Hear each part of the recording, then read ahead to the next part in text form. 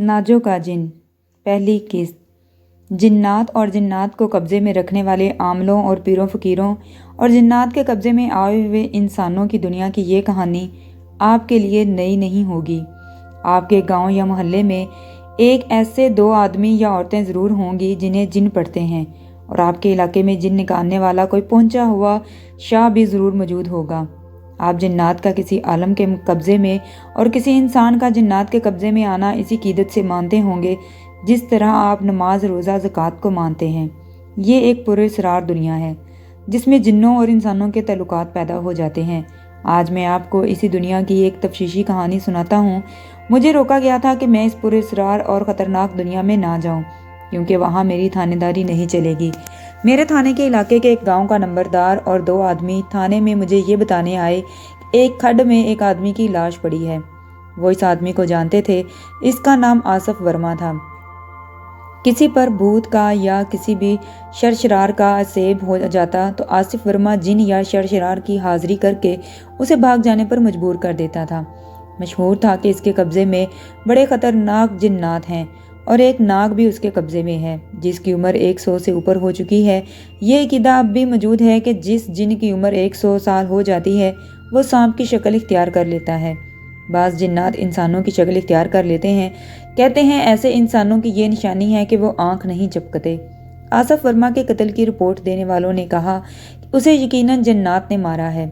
वो कहते थे कि जिन्नात को कब्ज़े में रखने वाला हर वक्त ख़तरे में रहता है।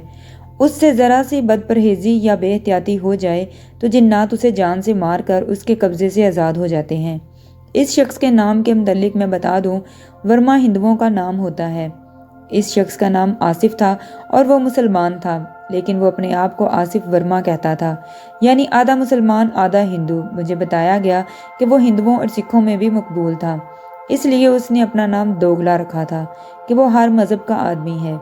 इसकी उम्र 30 और 35 के दरमियान थी।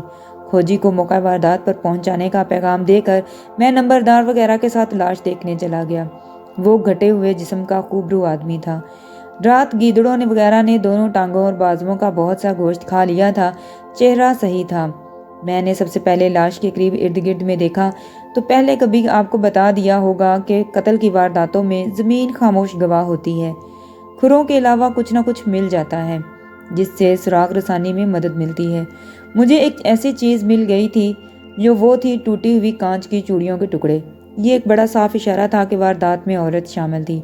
जिस वारदात में औरत शामिल हो और दींगा मुश्ती हुई हो, औरत ने कांच की चूड़ियाँ पहन रखी हों, वहाँ चूड़ियों के टुकड़े ज़रूर मिलेंगे। औरत को काबू में लाने के लिए उसके बाल पकड़े जाते हैं, लिहाजा वहाँ 1-2 बाल नोचे हुए और बाज़ वारदातों में बालों का गुच्छा मिल जाता है। इस वारदात में औरत की मौजूदगी पाई गई थी। खोजी जल्दी पहुंच गया और उसने अपना काम करना शुरू कर दिया। यहाँ खुरे ढूंढना ज़्यादा मुश्किल नहीं था क्योंकि ये रास्ता आम नहीं था। वो जगह इस तरह थी कि गहराई में चली गई थी। इसमें से बरसाती नाला गुजरता था जिसके किनारे के साथ पानी बह रहा था। किनारे पर 5-6 गज चौड़ी खाली जगह थी। आगे मिट्टी का सीधा खड़ा टेला था जिसमें से घाटी ऊपर चढ़ती चली जाती थी। ऊपर कटी पटी ज़मीन थी जिसमें से बस एक रास्ता एक गांव को जाता था, लेकिन इधर से लोग नहीं गुजरते थे क्योंकि आम रास्ता दूसरी तरफ था जो कुशादा पगडंडी थी। जहां से घाटी ऊपर चढ़ती थी उसके साथ ही टेले में 1-1.5 गज चौड़ा शगाफ था। शगाफ के अंदर जाओ तो कुएं की तरह खड्ड था। ऊपर किनारों पर खुश्क झाड़ियाँ थीं। ये खड्ड एक ढकी छुपी जगह थी। खड़े नंबरदार और इसके साथ के 2 आदमियों ने मिटा दिए थे और इन खुरों पर गीदड़ों और औदबलाओं के पंजे भी मौजूद थे, लेकिन खोजी ने वहां से थोड़ी दूर मकतूल और एक औरत के खुरे ढूंढ लिए थे। औरत बरसाती नाले की तरफ से आई थी। ये जहन में रखें कि वो देहाती लोग थे। औरत ने सैंडल या शहरी फैशन के जनाना चप्पल नहीं पहन रखे थे। इसके पाँव में गांव के मोचू की बनाई हुई जूती थी। खोजी जनाना और मर्दाना खुरा पहचान लिया करते थे। खुरों के मुताबिक ये औरत अकेली आ रही थी और बरसाती नाला पार करके इस खड्ड या टेले के शगाफ के करीब पहुंची। मकतूल टेले के साथ साथ आया। इसका खुरा आसानी से पहचाना गया क्योंकि जूती लाश के साथ थी जो खोजी ने अच्छी तरह देख ली थी। औरत के खुरे घाटी के ऊपर से नजर आए, कुछ दूर तक मिले। आगे पगडंडी आ गई और खुरे मवेशियों ने मिटा दिए। मैंने मकतूल की लाश को उलट पुलट कर गौर से देखा। उसके कपड़े फटे हुए नहीं थे। गर्दन पर साफ नीले निशान थे। اس کے ہاتھوں سے گلا دبا کر مارا گیا تھا اور اس کا کوئی کپڑا بھی اترا ہوا نہیں تھا۔ میری رائے یہ تھی کہ اس نے بدی کا ارتکاب نہیں کیا تھا۔ لاش کے ارد گرد زمین کچی تھی۔ کھوجی نے بتایا کہ دھینگا مشتی ہوئی ہے۔ اس سے یہ پتہ چلتا ہے کہ عورت نے اپنی عزت بچانے کے لیے مزاحمت کی ہے۔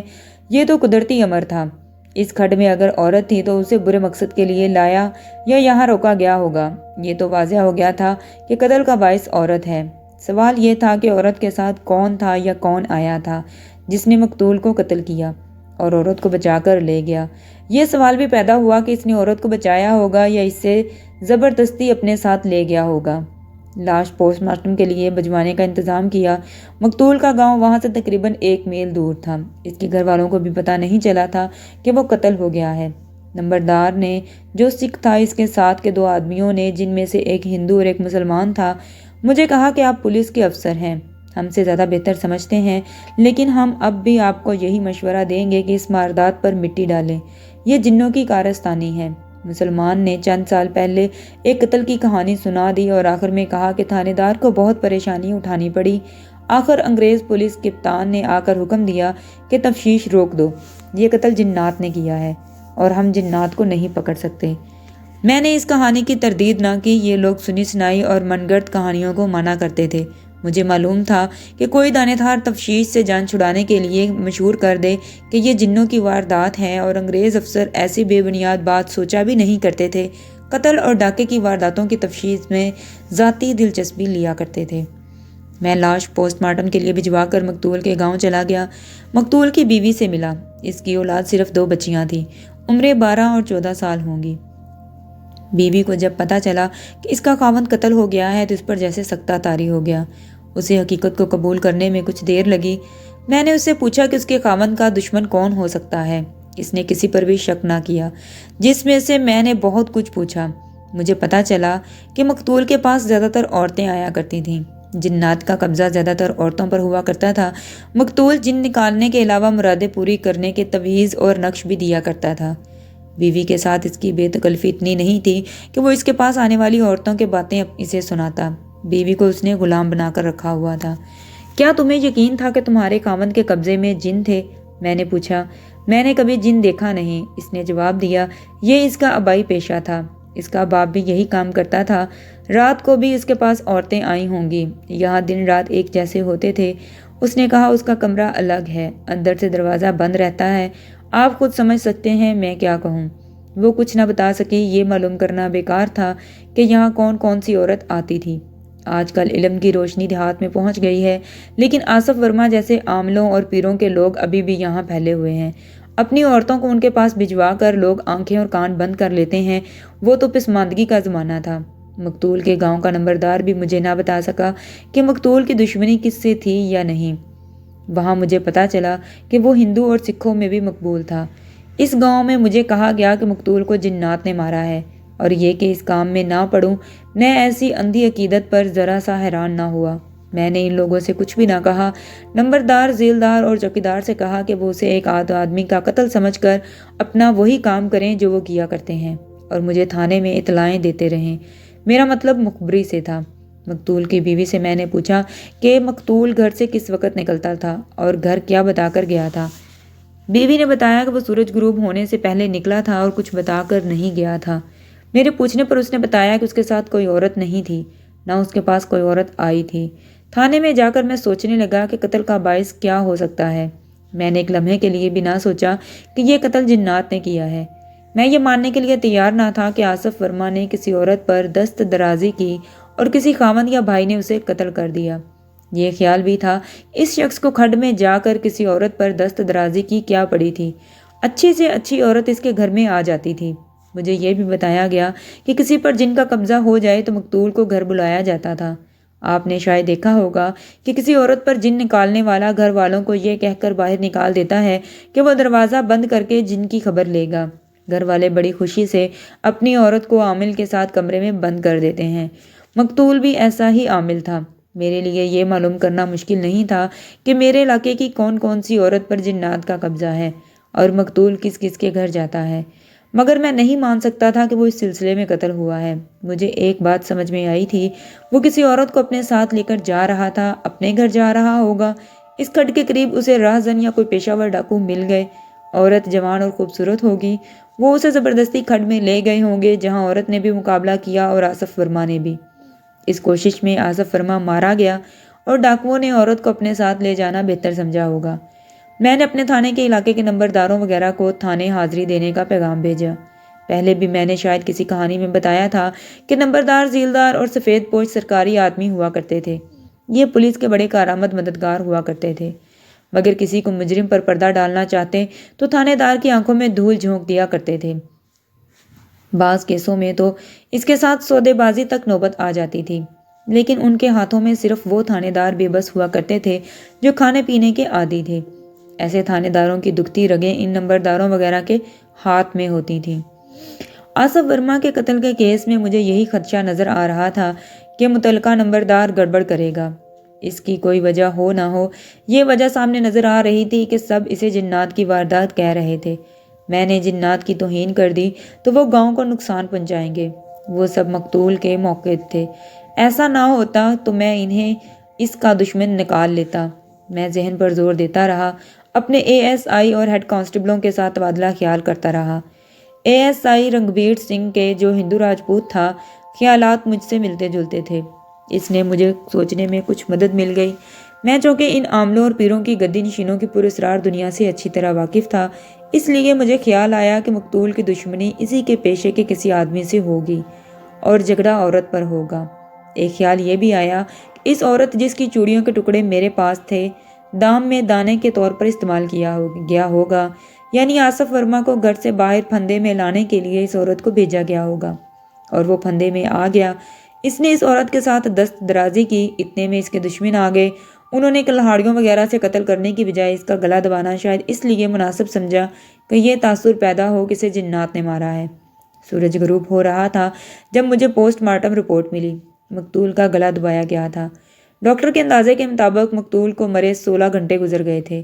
یہ اندازہ ہوا کرتا ہے کہ 1 گھنٹہ کم یا زیادہ ہو سکتا ہے۔ اس کے مطابق مقتول رات کو نہیں بلکہ سورج غروب ہونے کے وقت کے لگ بھگ قتل ہوا تھا۔ اس کے گاؤں کے لوگ لاش لینے آئے ہوئے تھے۔ میں ان سے پوچھتا رہا۔ مجھے پتہ چلا کہ اس علاقے میں بھی ایک پیر ہے جو شاہ قلندر حجویری کے نام سے مشہور ہے۔ گاؤں کے ان آدمیوں سے خریدنے پر پتہ چلا کہ مقتول شاہ قلندر کے خلاف باتیں کیا کرتا تھا اور کہا کرتا تھا کہ شاہ قلندر کے قبضے میں کوئی جن نہیں۔ میں نے شاہ کو کبھی دیکھا نہیں تھا، نام سنا تھا۔ مجھے ایسے محسوس ہوا جیسے مقتول کا ایک دشمن مل گیا ہو۔ میں رات کا کھانا کھا کر گھوڑے پر سوار ہوا اور شاہ قلندر کے گاؤں چلا گیا۔ میں پرائیویٹ کپڑوں میں تھا۔ گاؤں میرے تھانے سے تقریباً 3 میل دور تھا۔ شاہ قلندر 3-4 مریدوں میں بیٹھا تھا۔ صاف پتہ چل رہا تھا کہ شراب چڑھی ہوئی ہے۔ اسے بتایا گیا میں کون ہوں۔ اس نے مسکرا کر اور بے نیازی سے گھاؤ تکیے پر نیم دراز ہوتے ہوئے میرے ساتھ ہاتھ ملانے کے لیے ہاتھ بڑھایا۔ میں نے مریدوں کی طرح اس کا ہاتھ اپنے دونوں ہاتھوں میں لے کر چوما اور آنکھوں سے لگایا اور اس کے قدموں میں بیٹھ گیا۔ تھانے دار کو اپنے قدموں میں بیٹھا دیکھ کر اس کے لہجے میں خمار کی کیفیت پیدا ہو گئی۔ اس کی آنکھیں جو پوری کھلی ہوئی تھیں ادھ کھلی ہو گئیں۔ سرکار، میں نے اس مظلوموں کے لہجے میں کہا، بڑی مشکل میں گرفتار ہو کر آیا ہوں، تنہائی میں بات کرنا چاہتا ہوں۔ اس کے اشارے پر سب باہر چلے گئے۔ میرا کانسٹیبل جمیل الدین میرے پاس بیٹھا رہا۔ شاہ قلندر نے مخمور آواز میں کہا کہ میں بات کروں۔ آصف ورما قتل ہو گیا ہے۔ میں نے کہا، مجھے بتایا جا رہا ہے کہ اسے جنوں نے قتل کیا ہے۔ میری نوکری کا سوال ہے سرکار، انگریز ہمارے جنوں کو نہیں مانتے۔ آپ کے ہاتھ میں جو طاقت ہے اور کسی میں نہیں۔ آپ کے متعلق بہت کچھ سن کر آیا ہوں۔ مجھے یہ بتائیں کہ اسے کیا واقعی جنوں نے قتل کیا ہے؟ اگر ایسا ہی ہے تو میں تفتیش سے ہاتھ کھینچ لوں، ورنہ میں بے گناہ لوگوں کو متشبہ بٹھا کر انہیں مارتا پیٹتا رہوں گا۔ اسے میرے جنوں نے قتل کیا ہے، شاہ قلندر حجویری نے کہا۔ وہ میرے جنوں کو ورگلا رہا تھا۔ میرے قبضے میں بڑے ظالم جن ہیں۔ آپ اس مردود کے قتل کی تفتیش چھوڑ دیں، ورنہ آپ کو بھی نقصان پہنچے گا۔ میں جانتا ہوں اسے کون سے جن نے مارا ہے۔ کیا وہ جن بیان دے سکتا ہے کہ یہ قتل اس نے کیا ہے؟ میں نے کہا، میں نے تفتیش روکنے کی کوئی بڑی وجہ لکھنی ہے، ورنہ میرے انگریز افسر کہیں گے کہ میں نے جنات کا بہانہ بنا کر تفتیش سے جان چھڑوائی ہے۔ میں نے اس کے گھٹنوں پر ہاتھ رکھ کر التجا کی، مجھ پر رحم کریں سرکار، اس جن کو حاضر کر کے بیان دلا دیں، ورنہ میں رگڑا جاؤں گا, مجھے نوکری سے جواب مل جائے گا. وہ سوچ میں پڑ گیا. میں اس کے چہرے پر نظریں جمائے بیٹھا تھا. اس کی آنکھیں بند ہو چکی تھیں. کچھ دیر بعد اس نے آنکھیں کھولیں. نیک بخت کا غصہ ابھی ٹھنڈا نہیں ہوا. شاہ قلندر نے کہا, مانتا نہیں ہے, کہتا ہے میرے ساتھ بات نہ کرنا. مجھے کہو کہ اسے یہاں سے چلا جائے. میں بیان دے دیتا ہوں کہ یہ قتل جن نے کیا ہے. یہ میرے ساتھ جمیل الدین نام کا جو کانسٹیبل تھا وہ ذہین آدمی تھا. اس نے ایسی ایکٹنگ شروع کر دی جیسے وہ سخت خوف زدہ ہو گیا ہو. مجھے کانپتی ہوئی آواز میں کہنے لگا, ملک صاحب آپ کس چکر میں پڑ گئے ہیں؟ اپنے ساتھ مجھے بھی مروائیں گے؟ سرکار ٹھیک فرماتے ہیں, جن غصے میں ہے میں بدھو بنا رہا ہوں. لیکن کاغذوں میں کیا لکھیں؟ میں نے کہا. سرکار ایک زحمت گوارا فرمائیں, تھانے میں چل کر بیان دیں یا جن کو یہاں حاضر کر کر بیان دلا دیں. او احمق انسان, شاہ قلندر نے دھیما سا کہکا لگا کر کہا. قلندر کا تھانے سے کیا مطلب؟ یہ جن بڑا ظالم ہے, اسے ابھی تھانے نہ حاضر کروائیں, پھر سرکار خود تھانے میں تشریف لے چلے. میں نے کہا. وہ گاؤں کے اوپر نیم دراز تھا, بالکل ہی لیٹ گیا اور انگڑائی لے کر بولا, معلوم ہوتا ہے کہ خیریت سے گھر نہیں جانا چاہتا. تو مجھے بھی مروائے گا؟ میں نے آگے ہو کر شاہ قلندر کی کلائی پر ہاتھ رکھا اور کلائی دبا کر کہا, قلندر صاحب آپ کو تھانے چلنا پڑے گا. اگر ضرورت سمجھو تو اپنے جن کو بھی ساتھ لے چلو. اس نے دبے دبے روب سے بھی اور کھسیانی سی ہنسی ہنس کر مجھے ٹالنے کی کوشش کی. اس نے یہ بھی کہا کہ سارا گاؤں اس کا مرید ہے اور اس پر گاؤں والے جانیں قربان کر دیں گے. میں نے اسے بتایا کہ گاؤں کے باہر میری پوری گارڈ کھڑی ہے. اگر اس نے تھانے چلنے سے پسو پیش کی تو میں اسے گرفتار کر کے لے جاؤں گا. سنو قلندر, میں نے کہا, میں جانتا ہوں تم ہجویری نہیں ہو. تم جو کچھ بھی ہو مجھے معلوم ہے. میں تھانے چلا گیا تو گاؤں میں میری بے عزتی ہوگی. اس نے آنکھیں پوری کھول کر اور قلندری کے چبوترے سے نیچے اتر کر ایک عام قسم کے متشبہ آدمی کی طرح کہا, اور میرا بیان یہیں لے لیں. آپ کی بہت خدمت کروں گا, جو حکم کریں گے پیش کروں گا. ساری رات عیش کرواؤں گا, جیسی عیش چاہو گے ویسی ہی مہیا کروں گا. رات کا وقت تھا. میں نے کہا, آدھی رات کے بعد میں خود ساتھ آ کر تمہیں یہاں چھوڑ جاؤں گا. کسی کو خبر نہ ہوگی. کسی کو خبر ہو بھی گئی تو کہنا کہ تھانے دار کے گھر جنات نے گڑبڑ کر دی ہے, انہیں بھگانے گیا تھا. میں اس کوشش میں تھا کہ یہ شخص باتوں سے ہی میرے ساتھ چل پڑے اور مجھے دوسری کارروائی کرنی نہ پڑے. بہرحال اسے میں نے اٹھا لیا اور ہم چل پڑے.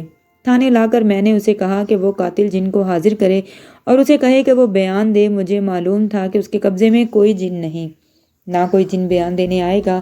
اس نے کہا کہ وہ خود بیان دے گا. میں نے کہا کہ چلو بیان دو.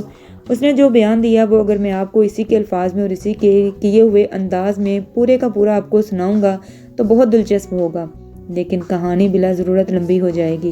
مختصر یہ کہ اس نے بیان یہ دیا کہ اس کے قبضے میں جنات ہیں.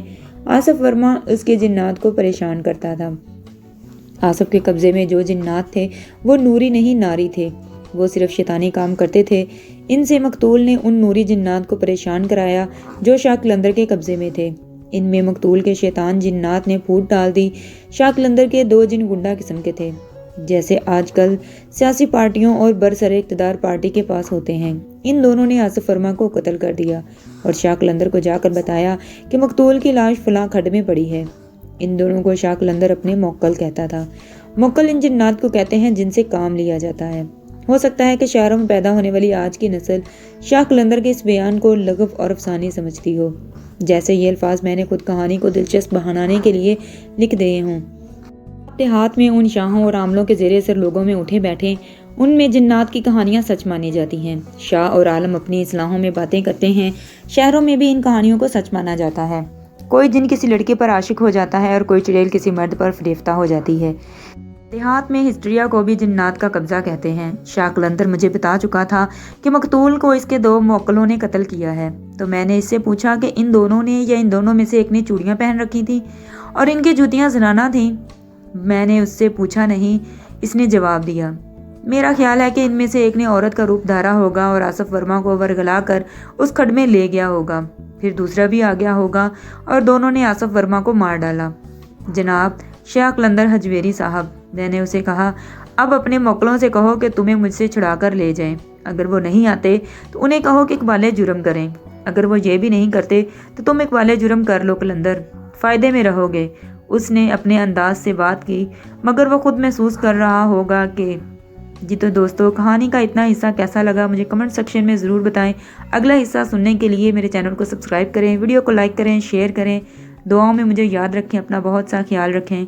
اللہ حافظ۔